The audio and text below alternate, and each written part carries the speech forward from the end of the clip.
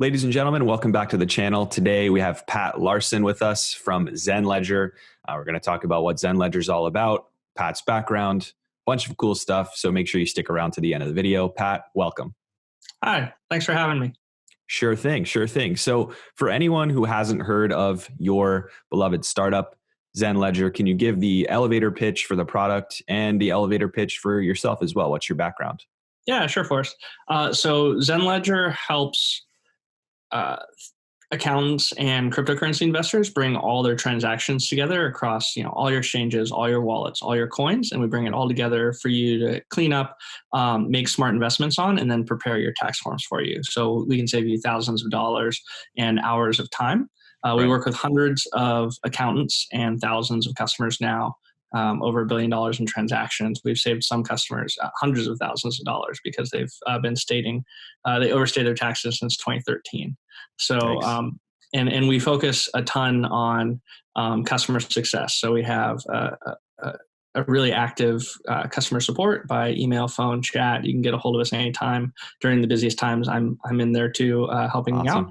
And just a really solid referral base too. We find that a lot of our customers refer on to their friends and other investors. So that's how we build things up.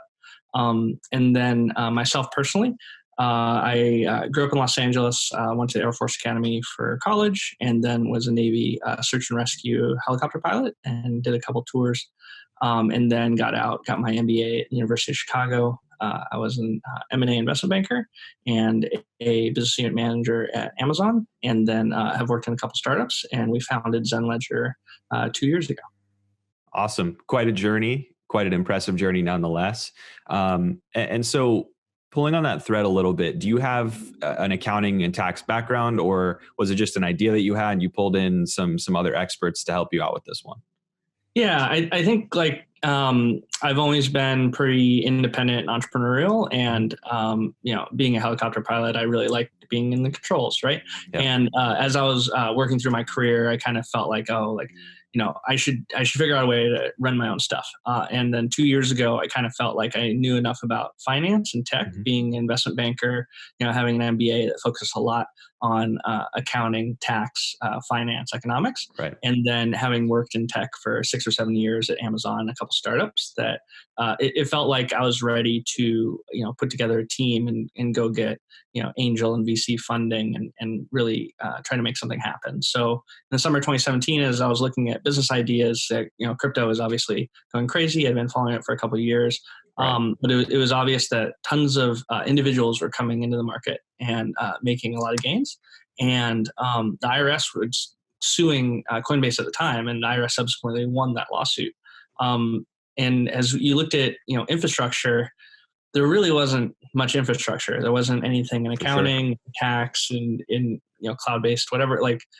So I felt like I wasn't like an ICO guy, but I felt like I could be a picks and shovels kind of guy. And so as I talked around infrastructure type ideas, a lot of people said that tax was going to be an issue, and there was an opening for like a TurboTax of crypto to be created. So found my co-founder Brian Starbuck, CTO.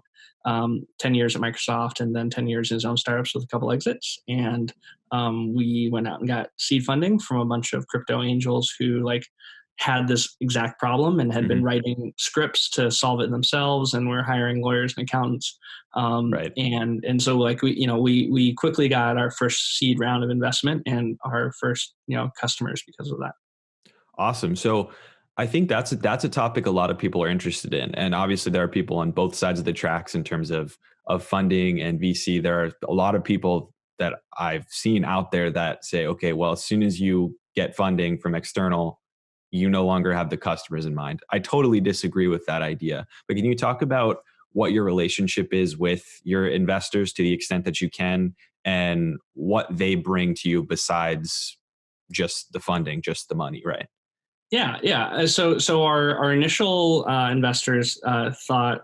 So I was pitching angel investors in late December, early January. So late December 2017, early January 2018, which was a fantastic time to be pitching crypto people. They're like, yeah, here's one Bitcoin. What do I care? Yeah, right. For sure. and we just raised on a traditional convertible note. We weren't saying it's $100 million ICO or anything. So they thought we were on the level. And our team was like myself and Brian Starbuck and a couple other guys that was very credible, right? And we weren't going to make promises we couldn't deliver on, and we raised $300,000 then, which was just enough to get us through April of 2018, the first tax season. Mm-hmm. And so again, that was like signaling a lot of confidence in our ability to execute, right? Right. And so once we had a good tax season, and obviously incredibly customer focused, we went out, we grabbed all the exchanges with APIs, brought them in, built the best, most intuitive UI we could, and then just focused a lot on customer service. So very customer oriented the whole time. And then our investors were our customers because they're seed investors and they need help with their taxes. So we were talking to their CPAs and their lawyers and just figuring it all out. And from there, in the summer of 2018, we raised $2 million from two VCs, Vestigo Ventures and Castle Island Ventures, and some more money from other angels. And the VCs that we've worked with and those angels have all been super helpful the whole time. I think it was a good selection on both sides. So we were dealing with people who understood SaaS and fintech and crypto and like the team and kind of supported what we were doing. And so we haven't run into any of the typical horror stories you hear about from angels or VCs, even as we were going through crypto winter. And so we managed the product and the business well, so we didn't run out of cash, and we kept bringing in customers that like the service. And so the key to good funding and good investors is running a good business. And then, part of running a good business, if you're on the venture route, is finding good investors. So it's kind of chicken and egg, hand in hand, but that's how I think about it. Definitely. Yeah. And I think that when you're starting to build a product, especially something like this, that is really relevant to a burgeoning or a really nascent space, it's good to have people that have a vested interest in what you're building, right? Not just monetarily, but have a vested interest in what you're building working for them also. So I think that's an interesting relationship, having them use your product also. I don't know how often that necessarily happens. So people file their taxes once a year, but they'll update it quarterly, and then as we roll out a new UI or significant new features, we can always ask our friends and customers for feedback. Yeah, it makes sense. I mean, so pivoting more towards the product itself, like I've personally used quite a few crypto tax products. It's obviously since 2018 and 2017, when everyone was getting into crypto, then tax products started cropping up. And I've had varied success with using them. I've enjoyed them in varying levels. I've felt that one of the things that's always been missing in a majority of those products is the customer support aspect. I'm not a tax guy. I'm a developer tech guy. So this stuff is just so outside the realm of what I like to listen to and what I like to learn about. So when I had questions about managing all this stuff, I didn't want to wait 4 or 5 days for answers to get those directions. And also I didn't want the, here's what we think, but we're not sure, and we don't want to commit to giving you, advice. I get that tax planning is one thing and this program's another. Can you tell me a little bit about your approach then to customer service and what someone could expect being a customer using ZenLedger? Yeah. So, we just dive in all the time. We're extremely responsive by chat. And you can usually solve most of the issues right there. It's usually just quick questions. We've already written help articles or made videos about them. But if you need help, like going over to Bittrex and getting a file downloaded, we'll walk you through it, and we'll tell you like where to look and where to click on the screen. We're usually responding within a couple minutes. And that's how some people prefer phone, and then we're always happy to hop on the phone as well. And so we actually just raised another round of funding. We haven't announced it yet, but 5 VCs are participating, and part of the use of those funds was to hire 2 more customer success people, and they're great. They're a lot of fun. Their faces will be on the front of our website, and Nice.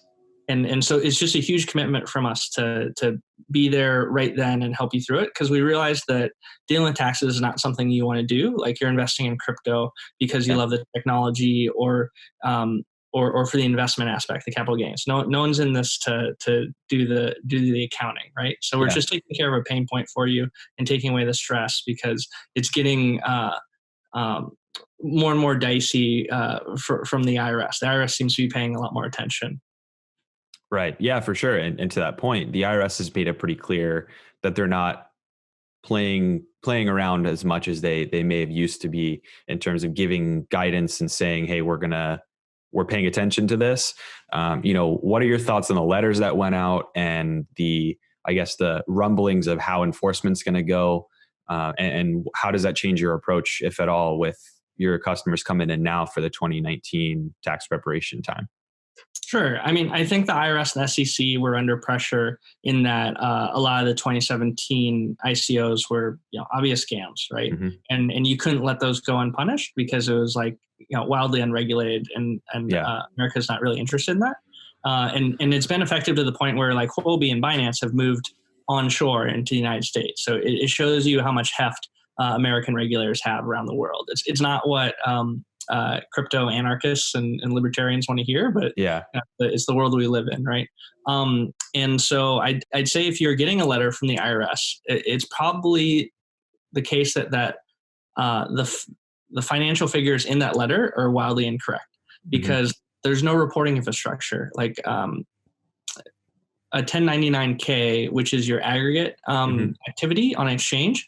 If you take one Bitcoin and you just trade it back and forth 20 times and you don't make any gains, you might have even lost some based on transaction fees. Like, that 1099K is going to say you had $100,000 of activity, and the IRS will send you a warning letter saying, like, Right. hey, on Coinbase, it shows $100,000 of activity. You didn't pay any taxes on that. And then it's incumbent on you to just simply report, like, hey, like, I use this software.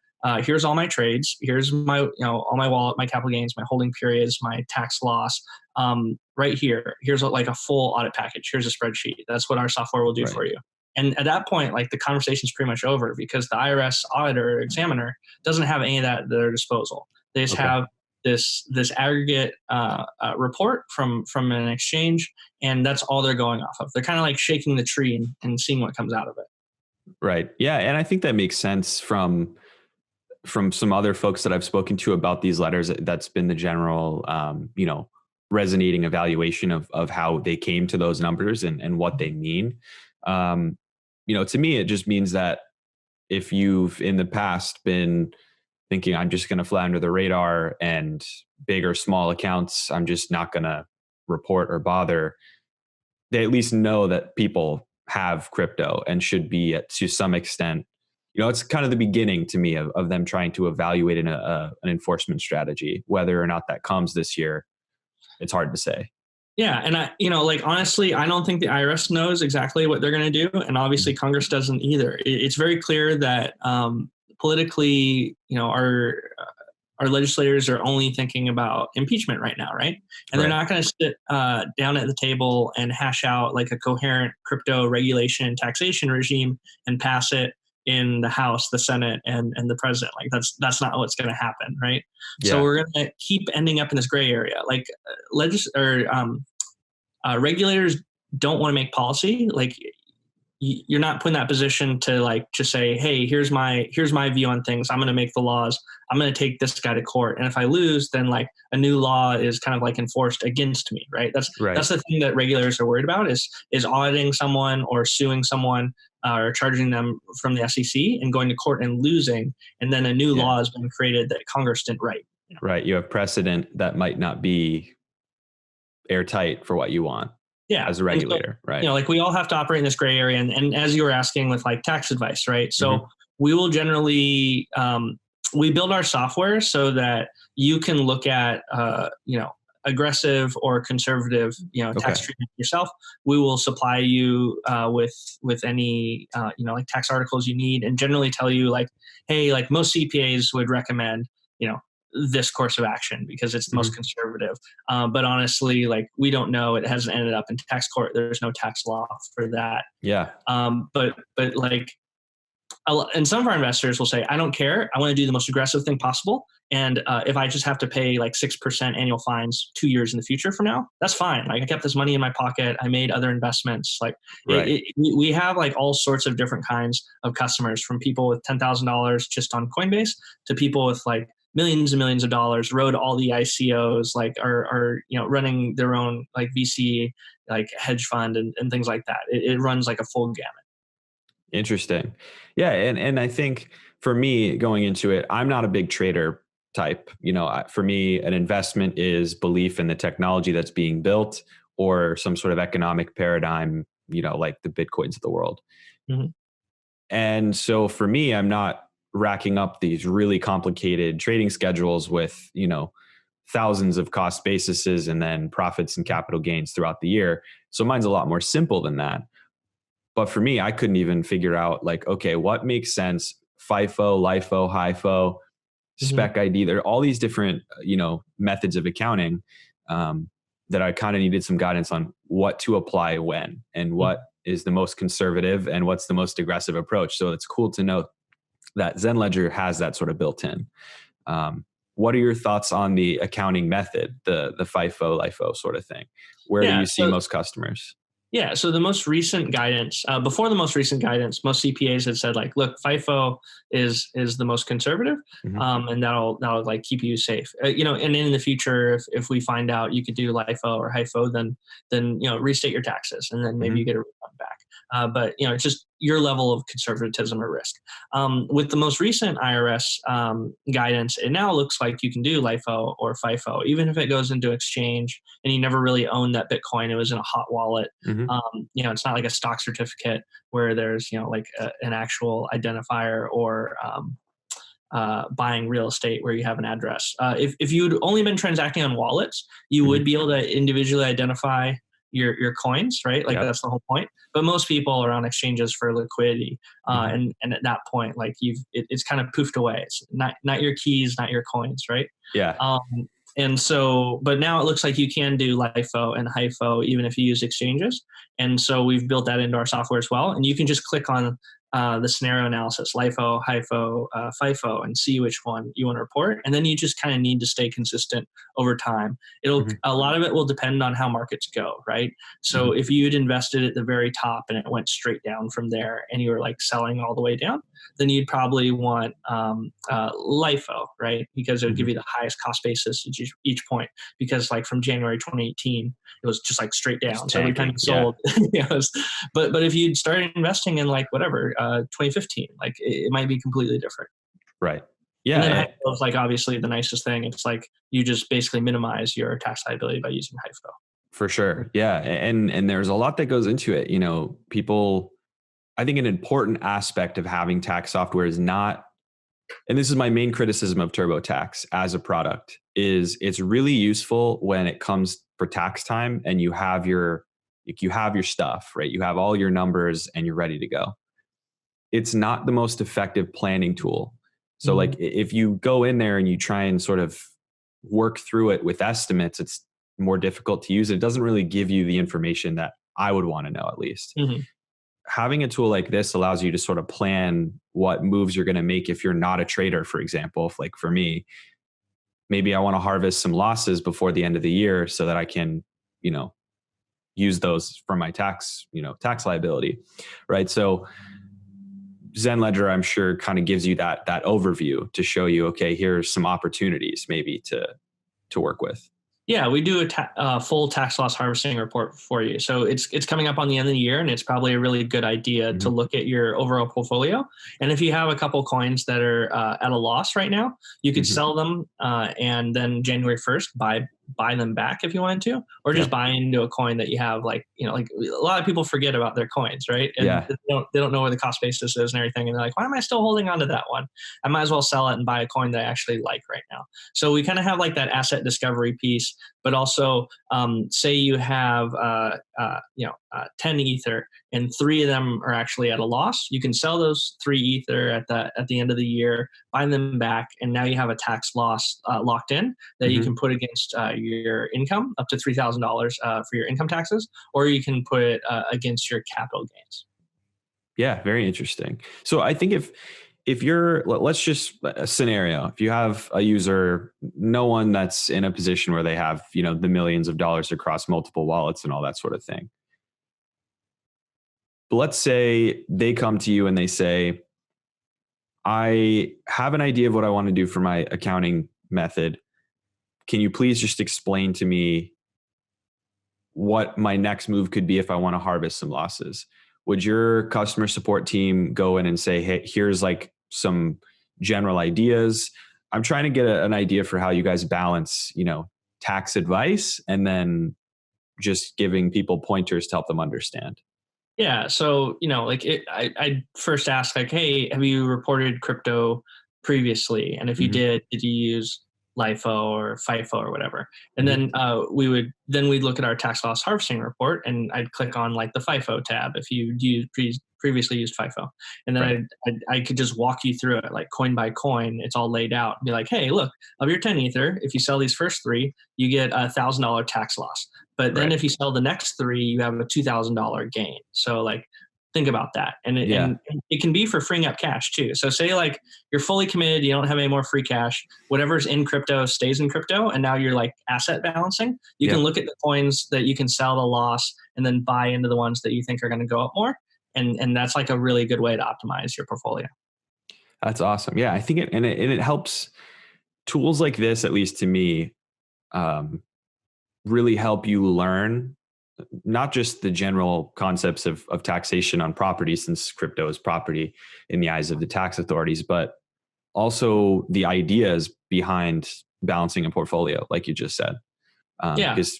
Most people that are in crypto are in their 20s and 30s, and they just haven't, managed their own assets before, right? So this is kind of like the first time you're doing it.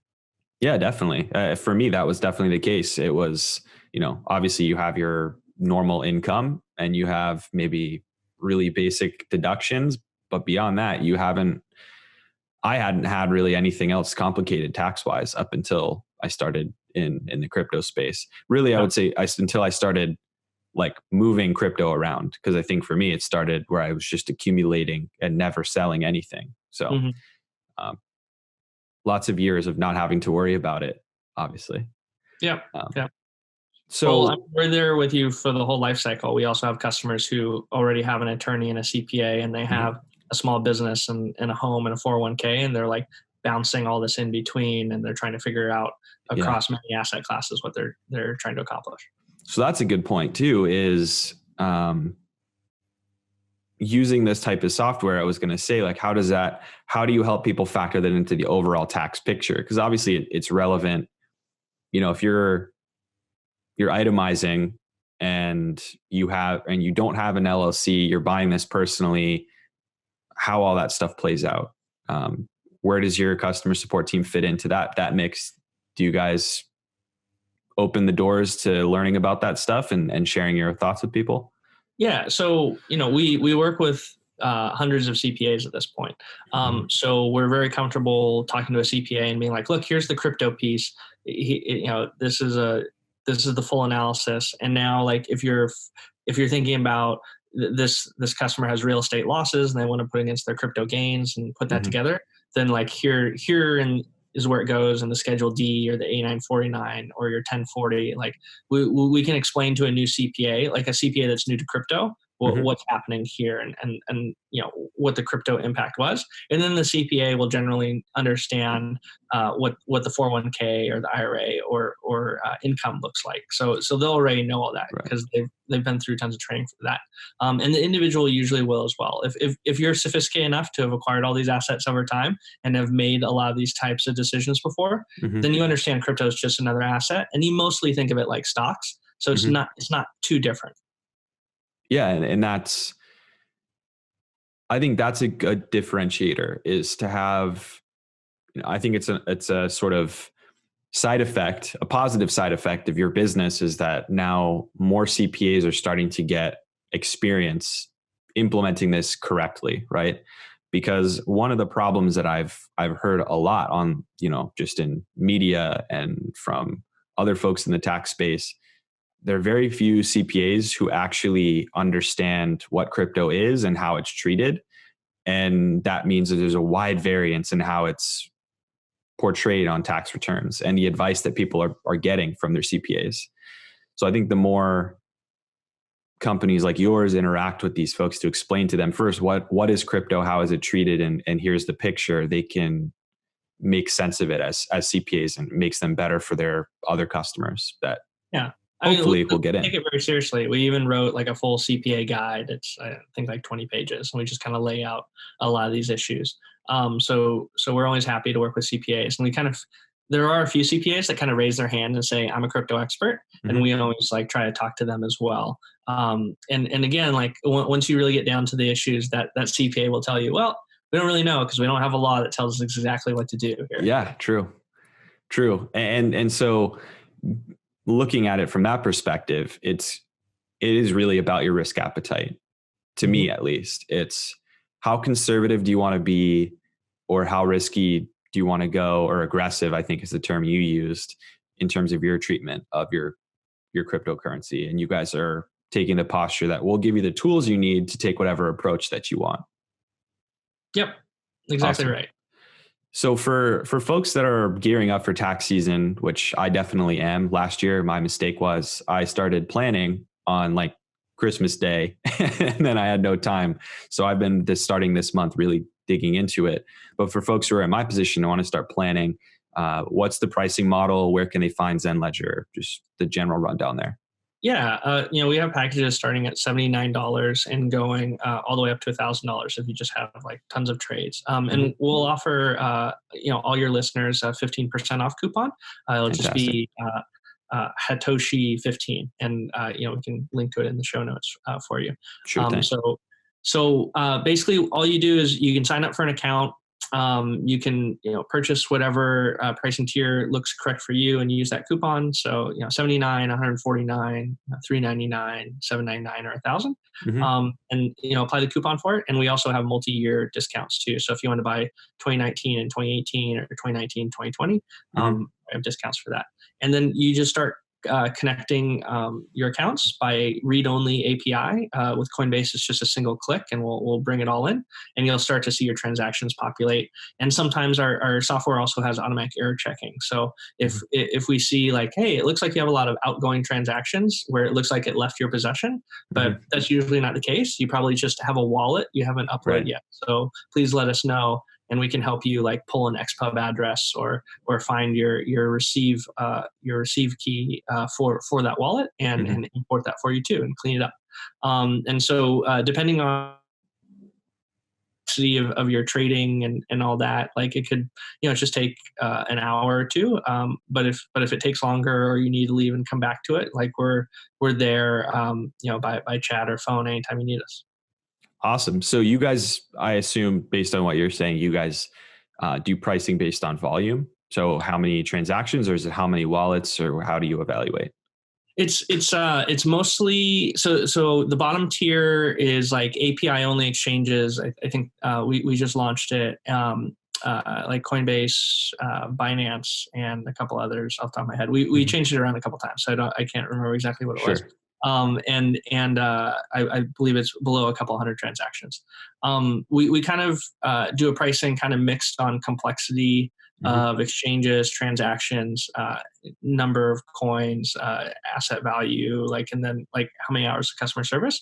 If for some reason it's incredibly complex, then at some point we'll probably start asking you if you're willing to, buy a couple hours of consulting from us or a CPA that we work with as well. Just because sometimes like it's just we're in there with you saying, hey, just take a screenshot, send it to us. We'll fill in a CSV and upload it for you. Like that's how far we'll go if we need to.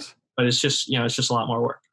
Got it. So if you're on that bottom tier, and you want to set up your APIs with exchanges, done, good deal. And then you guys support XPub from major hardware wallets Mm-hmm. standards like Ledger, Trezor, Yep. etc. Mm-hmm. Cool. Yeah, I think that's a big one for folks to understand too, that for anytime you have coins going off of the exchange, you got to make sure you know where the endpoint is from. Yep. Yeah. So like Coinbase, for example. So the vast majority of the coins you send off Coinbase are going to another one of your accounts. It's going to Binance. It's going to your wallet. But Coinbase labels every single one of those offgoing transactions as a sale. And you have to back that out again. So if you don't do that, it looks like you made a lot more sales and have a lot more taxable events than you should. And our software automatically detects a lot of that. And if it doesn't, you can just manually mark those as self-transfers when you see it as well. But those are some of the things. So Coinbase is protecting itself as a corporate entity by saying, we don't know where those coins went. That was a sale. Because that's the most conservative thing for them from a tax standpoint. For sure. Yeah. And it makes perfect sense that it is that way. And I think people just need to keep that in mind. If you're constantly sending transactions from Coinbase to Binance, then all those things are going to be marked as sales. And so I think people get freaked out when they first import their first exchange, and then they see this huge number in terms of liability because it just doesn't know yet where it all went. So bear that in mind if you try it out. It's not broken. You just have to give it all the info it needs. Yeah, like half of my customer service responses are just like, well, are all your transactions, exchanges, and wallets in the system yet? And usually the answer is no. And then I'm like, okay, we'll keep working. Let's do the next thing then. Load it up. And I think that is the key benefit, at least from my perspective, is first of all, it's a single place where you can put everything into context, because I have in the past done this manually in an Excel sheet, and it's a nightmare to do this all by yourself. Especially it's a nightmare even if you don't trade a lot. It's not possible if you trade a lot. So having this in one central view, and then having the ability to sort of compare the different strategies right in front of you, and then you can take your pick and go with that for your tax return. So awesome. And we're constantly adding new integrations, new exchanges, things like that as well. And for entrepreneurial people listening, like anytime a lot of people are doing work in Excel, that's a business. That's a SaaS business waiting to be built, right? Definitely. Yeah. It's that could be made into a product for sure. So I think the last thing I wanted to touch on really quickly is where you guys are going next year. What's the vision for the product in the next iteration? I'm sure you guys are probably looking forward and thinking about potential, lawmaking, compliance changes, different ways of trading and exchanging crypto. Where's your head out on that? Yeah, I mean, so as a startup, we have to stay nimble. So we're Seattle based and we have 15 people. So that's like kind of a responsibility that I'm always thinking about, is not, spending all our money too fast, because we have like very lumpy revenue seasons for us, right? Yes. And we have to kind of stay nimble in that no one knows where Bitcoin's going, right? It's at 7,200 right now, and it wouldn't surprise you if it went to 6,000, 5,000, or if it went to like 9,000, 10,000 from here.